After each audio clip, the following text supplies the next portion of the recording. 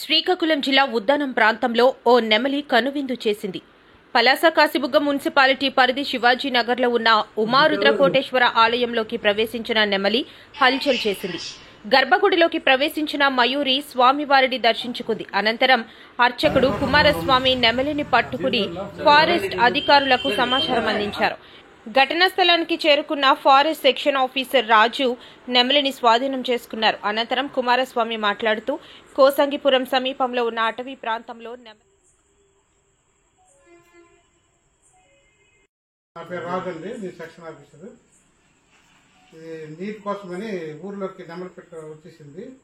దీనికోసమని మన శివాలయం దగ్గరికి వస్తే అక్కడ ఉన్న అర్చకులు కమిటీ వాళ్ళందరూ పట్టుకుని జాగ్రత్త పెట్టారు. ఇది బాగా హెల్దీగా ఉంది ప్రెజెంట్.